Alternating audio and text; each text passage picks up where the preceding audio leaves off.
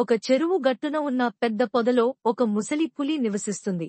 అది ఆ దారిలో పోవుచున్న బాటసారనొకనిని చూచి, ఓ బాటసారి, ఇదిగో నా వద్ద ఒక బంగారు కడియం ఉంది.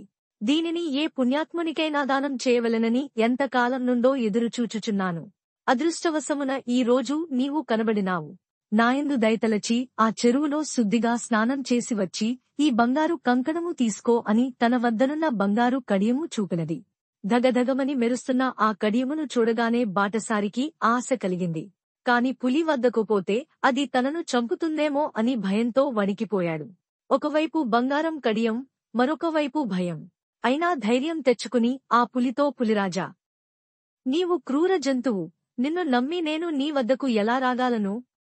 బంగారు కడియం కొరకు ప్రాణాలు తీసుకునివారు ఉన్నారా? అనగా అప్పుడు పులి, నేను క్రూర జంతువునే, నీవు భయపడుట న్యాయమే.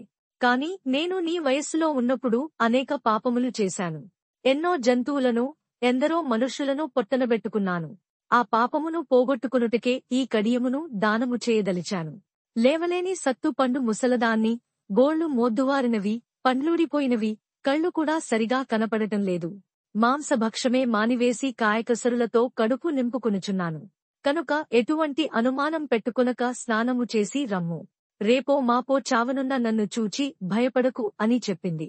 దురాశతో బాటసారి పులి మాట నమ్మి స్నానము చేయుటకు చెరువులో దిగి అందులోని బురదలో కూరుకుపోయి పైకి రాలేక, అయ్యో, బురద నేలలో దిగబడిపోతున్నాను, రక్షించండి, రక్షించండి అని అరవగా, పులి, భయపడకు, నేను వచ్చి నిన్ను రక్షించి పైకి తీయుదును అని అతని వద్దకు వచ్చి మీదకు దూకి చంపి తృప్తిగా ఆరగించినది.